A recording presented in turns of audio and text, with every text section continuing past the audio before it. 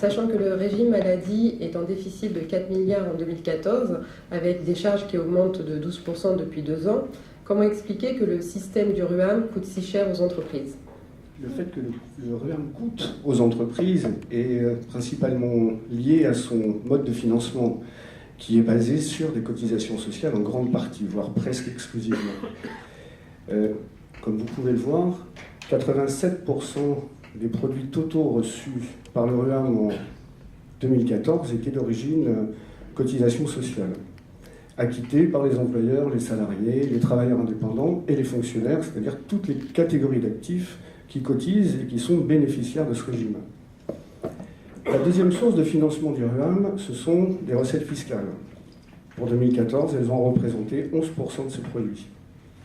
C'est ce rapport 87% de cotisation sociale pour 11% de recettes fiscales qui explique le poids ressenti par les entreprises dans le financement de ce système de protection sociale.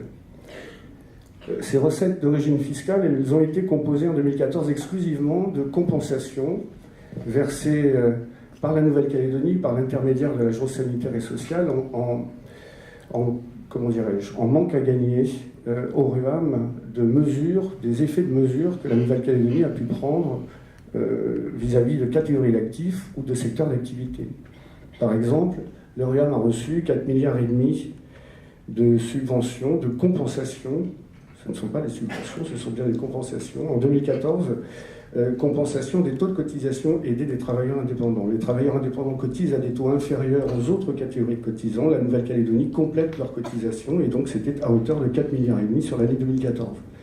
Et puis, le RUAM a également reçu 1,9 milliard de compensations liées aux taux aidés sur certains secteurs d'activité comme l'agriculture, le secteur domestique, l'hôtellerie de brousse et îles et plus récemment le secteur de la petite enfance. Et enfin, dernière mesure d'aide aux entreprises que sont les réductions de charges sociales sur les bas salaires et à ce titre, le RUAM a reçu 900 millions en 2014. Ce qu'il faut savoir, c'est que les ressources du RUAM, les recettes du RUAM, notamment en cotisations sociales, ont augmenté constamment depuis sa création, depuis 2002. Nous constations jusqu'en 2013 des taux de progression de nos recettes extrêmement significatifs. Depuis 2014, ce n'est plus le cas. Depuis 2014, nous sommes entrés dans une phase de stagnation du montant de l'évolution du montant des cotisations que nous percevons, stagnation qui se poursuit sur l'année 2015 et qui est vraiment un phénomène historique depuis 2002. Dans le même temps, les dépenses continuent à croître sur le même rythme. Il est facile de comprendre qu'à partir du moment où déjà sur un régime structurellement déséquilibré, les recettes se mettent à progresser moins rapidement que les dépenses, la situation s'aggrave extrêmement rapidement. Nos recettes dépendent du dynamisme économique de la Nouvelle-Calédonie. Elles sont directement liées au niveau et au nombre de salaires qui peuvent être versés par les entreprises, par l'activité des travailleurs indépendants et les revenus qu'ils perçoivent. Les charges, les dépenses de santé, elles sont liées à l'état sanitaire de la population, à ses besoins médicaux et puis aux nouveaux traitements onéreux qui voient le jour chaque année. Ce sont deux axes qui ne convergent pas et qui, par nature, aggravent l'écart et donc le déficit à venir du RUAM. Proportionnellement au nombre de questions recueillies, une grande partie concerne les travailleurs indépendants. Nous allons maintenant écouter leurs questions. Vous allez voir, certaines sont redondantes, mais elles illustrent parfaitement les préoccupations de ces assurés.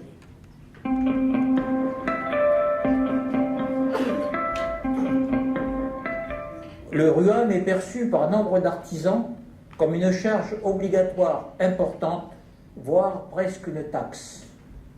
De plus, les chefs d'entreprise ont du mal à identifier quels sont leurs droits et leurs remboursements auxquels ils peuvent prétendre, car les termes intégration partielle, intégration complète et prestations en espèces leur semblent flous et trop abstraits.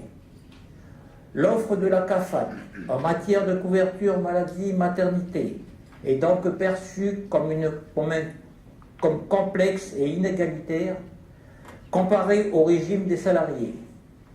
Ma question est donc la suivante. Pourquoi, en tant qu'artisan travailleur indépendant, paye-t-on des cotisations si chères pour le RUAM sans obtenir en face des prestations équivalentes à celles des salariés? Pourquoi faut-il que je paie le RUAM alors que je paie mes propres frais médicaux? J'ai comme l'impression que c'est une arnaque.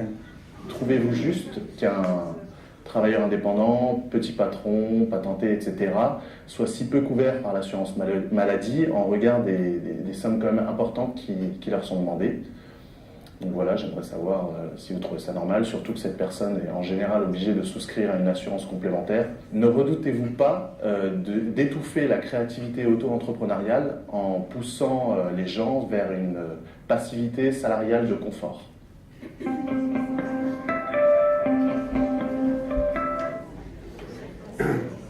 Alors, il est vrai qu'on a été surpris par le nombre de questions posées par des travailleurs indépendants sur leurs problématiques, sur leurs questionnements, leurs préoccupations, et l'incompréhension qui semble être assez générale de ce qu'est le RUAM, des garanties dont ils peuvent bénéficier, du niveau de cotisation qu'ils peuvent acquitter au regard de ces garanties. Donc c'est un sujet que je vais développer sur le reste de mon intervention. Mais d'abord rappeler ce qu'est le RUAM du coup, puisqu'on se rend compte qu'un grand nombre de personnes en ont une définition imprécise. Le RUAM, le régime unifié d'assurance maladie-maternité, couvre l'intégralité des actifs du territoire et des inactifs également, s'agissant des retraités. Donc les travailleurs indépendants, les salariés, les fonctionnaires, et pas seulement les travailleurs indépendants. Il propose, en dehors de financer l'hospitalisation publique, notamment, il propose deux grands types de garanties, deux grands types de prestations. Les prestations dites en nature, qui correspondent au remboursement d'une consultation lorsque vous allez chez le médecin ou lorsque vous avez des médicaments à acheter, les prestations en nature donc. Et puis le deuxième type de prestations sont les prestations en espèces, qui constituent des revenus de remplacement pour les bénéficiaires dans des situations particulières. Revenus en espèces, ce sont les indemnités journalières qui sont versées à quelqu'un en arrêt de travail ou à un travailleur indépendant qui ne peut pas exercer son activité. Ce sont les indemnités repos qui sont versées en cas de congé maternité, des pensions d'invalidité ou des capitaux décès lorsqu'un salarié vient, malheureusement ça arrive, à décéder. Lorsqu'en 2002, le législateur a souhaité étendre le régime d'assurance maladie qui existait, qui ne couvrait jusque-là que les salariés, mais depuis quelques décennies, il a souhaité l'élargir aux fonctionnaires et aux travailleurs indépendants, à l'ensemble des catégories d'actifs, et en faire un régime unique pour tous les travailleurs du territoire. À cette époque-là, le législateur, à la demande assistante des travailleurs indépendants, a souhaité leur laisser le choix du profil de garantie auquel ils souhaitaient adhérer, auquel ils souhaitaient souscrire. Et donc, a créé deux profils que l'on appelle intégration partielle et intégration complète, et leur a également laissé le choix de souscrire volontairement à ce que l'on appelle l'option prestation espèce, qui permet donc de garantir les revenus de remplacement. L'intégration partielle couvre uniquement ce que la CAFAT prend en charge à 100%, ce que l'on appelle le gros risque. Ça concerne notamment la longue maladie, les hospitalisations de longue durée, les évacuations sanitaires, des prestations qui en général sont extrêmement coûteuses. Et puis, l'intégration complète, elle, amène le niveau de garantie d'un travailleur indépendant strictement au même niveau de couverture qu'un salarié ou un fonctionnaire en matière de prestations en nature. C'est strictement le même profil de garantie. Il faut savoir donc qu'un travailleur indépendant qui souscrit à l'intégration complète plus l'option prestation espèce a strictement le même profil de garantie qu'un salarié. Je pense que M. Ouzui a dû souscrire à l'option intégration partielle. Et donc lorsqu'il va chez le médecin, il paye ses consultations et on ne le rembourse pas. Il s'agit de petits risques. Il aurait la possibilité, s'il le souhaitait, et là ça va me permettre de répondre à une question qui avait été posée un peu plus tôt, s'il le souhaite, il peut souscrire à l'intégration complète. Il peut toujours augmenter le niveau des garanties dont il peut bénéficier de la part du RUAM. A l'inverse, il ne pourra pas redescendre son profil de garantie. Là encore, c'est une limite qui a été posée par le législateur qui souhaitait de cette façon limiter les effets d'aubaine, c'est-à-dire éviter que certains cotisants au régime calent leur profil de couverture en fonction de leur état de santé du moment. Voilà, c'est aussi simple que ça. Donc on ne peut pas redescendre le profil de couverture à partir du moment où on a choisi les couvertures les plus complètes. Une autre idée très répandue, c'est que les travailleurs indépendants payent beaucoup de cotisations, payent plus de cotisations que ce qu'ils perçoivent de prestations et sont jugés de façon inéquitable par rapport aux autres catégories d'actifs. Nous avons plusieurs angles pour répondre à cette question et je vous propose tout d'abord de comparer les taux de cotisation de chacune des catégories d'actifs. Vous savez qu'aujourd'hui, on cotise sur 2 tranches. Depuis 2012, on cotise sur 2 tranches au RUAM. La première tranche qui correspond au premier franc de salaire jusqu'à 500 000 francs à peu près de salaire brut mensuel. Et puis une deuxième tranche au-delà. Je ne parlerai pas de la deuxième tranche puisque toutes les catégories de cotisants cotisent au même taux de 5% sur la deuxième tranche. Mais pour des salariés, au global, le taux d'un salarié est de 15,5%. Pour un fonctionnaire, il est de 14%. La différence, c'est que les fonctionnaires n'ont pas l'option prestation espèce. Ce risque est garanti par l'employeur, État ou territoire. Donc, la diminution de taux est justifiée par le fait qu'ils n'ont pas cette garantie. Pour les travailleurs indépendants, les profils de taux peuvent varier de 5 à 9% selon la couverture qu'ils ont choisie, intégration partielle, complète, avec ou sans prestation espèce. Donc là, on voit déjà qu'au niveau d'un même revenu, le taux de cotisation pour un travailleur indépendant, quel que soit le niveau de couverture qu'il ait choisi, est toujours inférieur à celui d'un fonctionnaire ou d'un salarié. Et puis, si on fait la comparaison avec leurs homologues de métropole, on se rend compte qu'en métropole, les travailleurs indépendants cotisent à 14,5% sur l'intégralité de leurs revenus. C'est-à-dire qu'il n'y a même pas une notion de plafond. C'est vraiment la totalité des revenus qui est prise en compte. On applique 14,5%, ça correspond aux cotisations maladie des travailleurs indépendants métropolitains. Bon. On en est loin en Nouvelle-Calédonie. Donc, comparativement, en comparant l'ensemble des catégories d'actifs, les travailleurs indépendants ne payent pas plus de cotisations. Je vous propose maintenant de comparer le montant global des prestations que les travailleurs indépendants ont perçues sur l'année 2014 relativement aux cotisations qu'ils ont réellement payées. Alors, c'est très nouveau en fait. C'est la première fois que nous faisons ce type de présentation. Ce sont des indicateurs que nous suivons depuis plusieurs années, mais jusque-là, nous ne communiquions pas. Il n'y a pas d'intérêt à faire un focus sur une population particulière, mais là, les problématiques exprimées étant quand même assez sensibles, je dirais nous avons estimé que c'était le moment de pouvoir vous donner ces informations. Donc on voit que les seules cotisations réellement versées pour l'exercice 2014 par les travailleurs indépendants ne couvrent pas le montant des prestations qu'ils ont perçues. Il faut donc le dispositif des compensations de la Nouvelle-Calédonie pour venir rétablir l'équilibre. Et puis, le dernier angle, qui est également un angle assez novateur par rapport à ce que nous avions l'habitude de produire comme résultat, c'est une comparaison du montant moyen de prestations perçu par un actif selon sa catégorie, en intégrant les prestations versées à ses ayants droit. On a donc là le montant moyen par actif d'une catégorie perçu sur l'année 2014.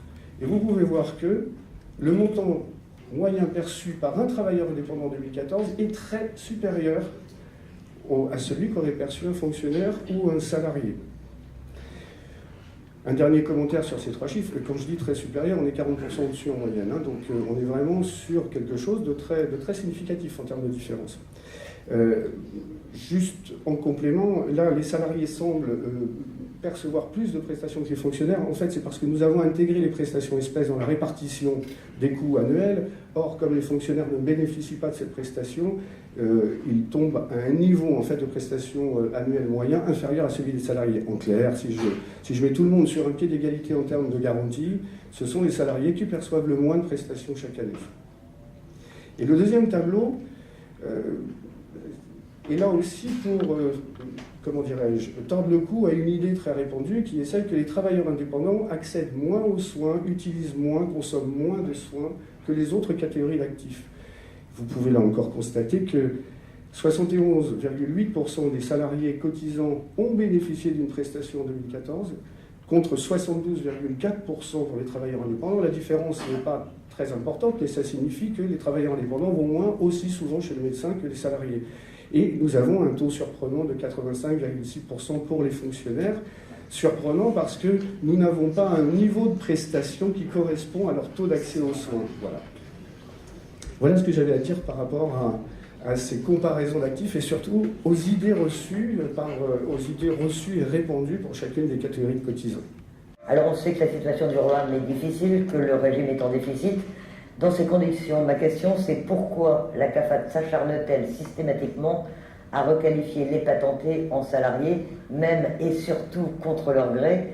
Est-ce que ce n'est pas un manque à gagner pour le REAM? Et c'est une question qui nous concerne directement à Radio Rythme Bleu. Ça va faire plaisir aux gens du recouvrement. Non, la CAFAT ne s'acharne après personne, très clairement. La CAFAT a pour mission d'appliquer des textes qui sont pris par le législateur calédonien. C'est lui qui fixe les règles, nous devons, nous, les appliquer. Et le législateur calédonien a souhaité protéger les actifs qui exercent leur activité dans les conditions du salariat, afin qu'ils puissent bénéficier de l'ensemble de la protection assurée par les régimes obligatoires de la CAFAT. Voilà, c'est la grande différence entre ces deux statuts. Les travailleurs indépendants ne sont affiliés qu'au RUAM et ne payent que des taux sur le RUAM, aidés par ailleurs, avec ce qu'on vient de voir. Les salariés, effectivement, doivent cotiser à l'intégralité des régimes obligatoires. Voilà pour le premier élément. Le deuxième élément, contre leur gré. Alors, d'abord, on fait appliquer les textes, mais le contre leur gré, quelque part, parfois, on peut nous s'en satisfaire parce que nous avons à gérer les situations de personnes qui arrivent en fin de carrière, qui ne sont plus en mesure d'assurer une activité, qui n'ont pas été affiliés au régime obligatoire et notamment au régime retraite de la CAFAT et qui se retrouvent sans ressources. Et à partir de là, ce sont toujours des situations humaines qui sont complexes à gérer quand elles se présentent. Voilà. Et puis sur le troisième point, non, le RUAM, ce n'est pas un manque à gagner pour le RUAM lorsqu'on requalifie un patenté en salarié, parce que comme vous l'avez compris maintenant, j'espère tous, on a répété ce message, tous les actifs cotisent en RUAM. Donc le fait de changer un statut et de passer de travailleur indépendant à salarié, le RUAM continuera à percevoir les cotisations, mais sous un autre titre. Ce seront les cotisations du salarié plutôt que les cotisations des travailleurs indépendants. Et pour être complet, si la Nouvelle-Calédonie ne compensait pas le manque à gagner, nous aurions même plus intérêt à avoir plus de salariés et moins de travailleurs indépendants, puisque les salariés cotisent à des taux plus importants pour le même niveau de garantie. Plusieurs salariés s'interrogent sur le cumul des cotisations du fait de leur double statut de patenté et salarié ou de retraité et patenté. Ils se sont exprimés face à la caméra, nous les écoutons.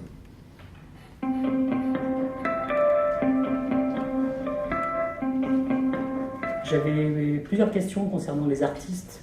La première concerne les artistes qui ont un travail à côté, donc qui cotisent déjà à la CAFAT et qui donc doivent prendre une patente en tant qu'artiste pour pouvoir exercer leur activité. Ils cotisent donc deux fois, d'un côté à la CAFAT et de l'autre côté de RUAM, pour pouvoir exercer ce métier d'artiste. Je voulais savoir pourquoi ils étaient donc obligés de cotiser deux fois. La deuxième question est aussi la diriger vers des artistes, mais plutôt écrivains, qui eux donc touchent des droits d'auteur en tant qu'écrivains, qui eux aussi se voient obligés de prendre une patente s'ils veulent exercer par exemple en milieu scolaire, s'ils veulent donner des ateliers en milieu scolaire. Donc là aussi, à nouveau RUAM, à nouveau cotisation CAFAT, les deux cumulés. Donc je voulais savoir s'il y avait un moyen de changer cela, ou en tout cas de proposer des aménagements.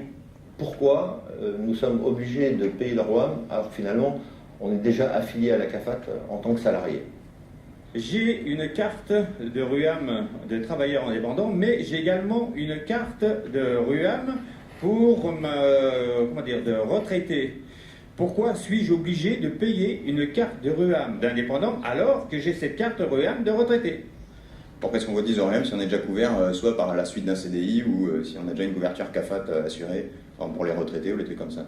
Pourquoi, lorsqu'on est salarié et patenté, doit-on payer le RUAM, sachant que salarié, on est déjà couvert par une assurance, par la CAFAT, et RUAM, on est à nouveau assuré, mais les remboursements ne sont pas assurés. Je veux dire par là, on paie un service, et un service en général c'est donnant-donnant, quoi. Et là je paie, mais je ne suis pas remboursé. Donc je me demande si c'est même légal d'obliger quelqu'un à cotiser sans contrepartie. Donc ma question, est-ce que le RUAM est légal pour les gens qui ont déjà une couverture sociale obligatoire?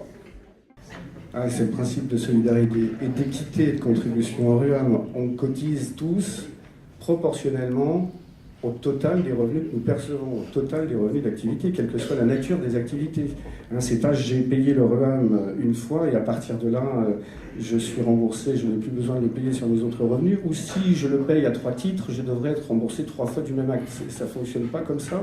Chacun contribue à due proportion de l'effort qu'il est capable de soutenir pour le système. Et donc, on cotise sur l'intégralité de nos revenus, proportionnellement. Voilà. C'est le cas, par exemple, imaginons un salarié qui travaille pour plusieurs employeurs, ça peut être le cas de vos femmes de ménage, qui travaillent que quelques heures et qui nécessairement doivent avoir plusieurs emplois. Elles cotisent sur l'ensemble de leur bulletin de paie. Il en va de même pour un salarié qui aurait une activité de travailleur indépendant ou pour un travailleur indépendant qui exercerait plusieurs activités au titre de plusieurs patentes, y compris pour ce monsieur retraité qui, effectivement, sur sa seule retraite pourrait être couvert s'il n'exerçait pas d'autres activités, à un taux extrêmement bas, puisque le taux de prélèvement sur les pensions de retraite est de 1,5% pour bénéficier de toutes les garanties en nature du RUAM. Ce monsieur exerce une activité, il est logique qu'il puisse aussi payer proportionnellement à ses revenus d'activité. Avant d'ouvrir le débat, nous allons donner la parole à 3 assurés. Je rappelle toutes les questions qui ont été posées. Des personnes que vous découvrez ce soir à l'écran ont posé des questions totalement libres, de leur choix.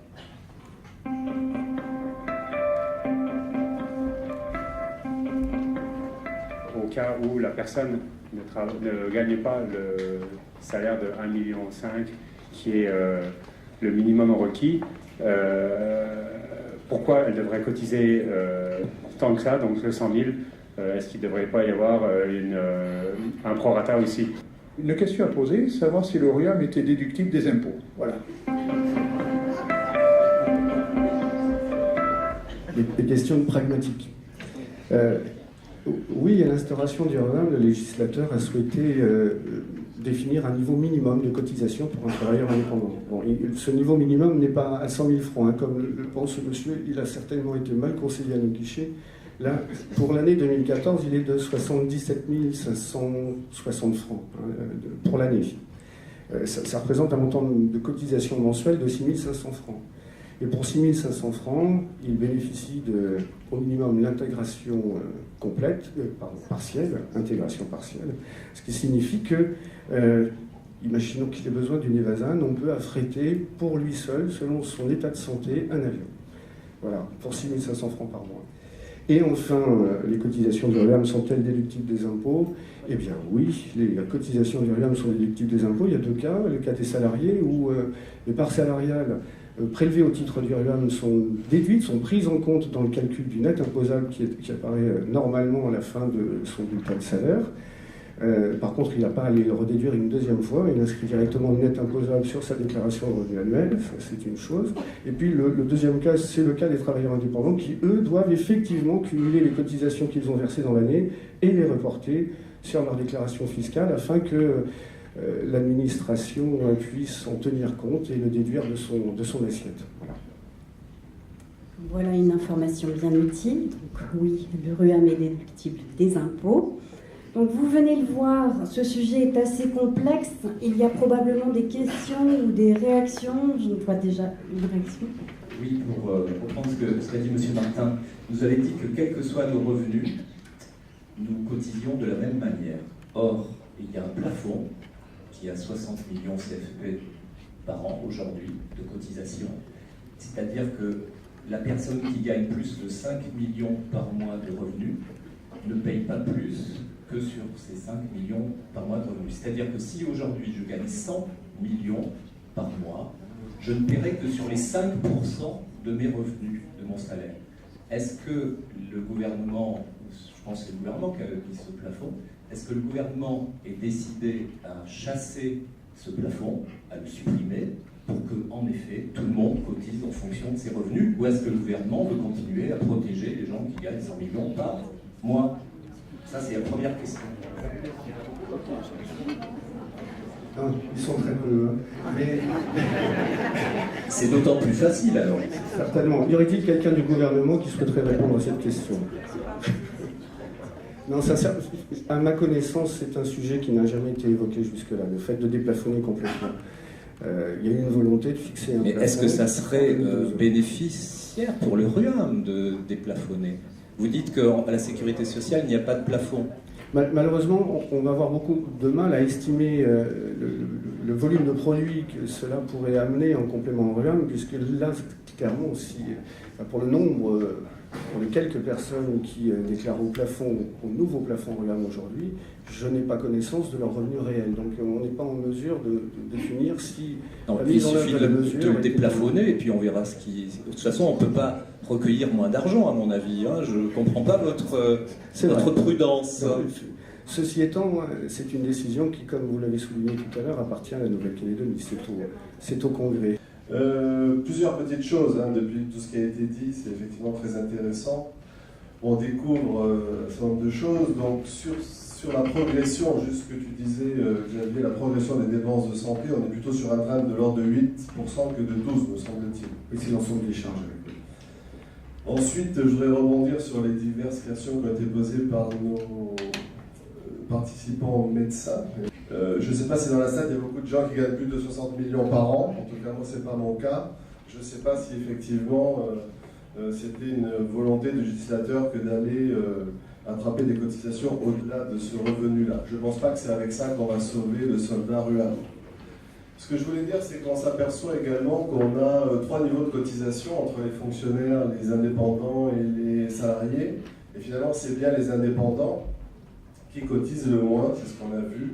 Donc les indépendants, c'est les artisans, les commerçants, mais également les professions libérales. Au titre duquel, d'ailleurs, font partie les médecins. Voilà. Et heureusement que ce manque de cotisation, ce manque à gagner est compensé par l'impôt, par la Nouvelle-Calédonie, donc par l'impôt de tous les citoyens de ce pays. Et donc finalement, ça permet d'équilibrer les comptes tout en ayant une cotisation, puisque les gérants de sociétés majoritaires aussi en font partie, en ayant une cotisation plus faible que celle des salariés. Donc voilà, je vais relever juste ces quelques points et continuer à vous féliciter pour la clarté de vos exposés.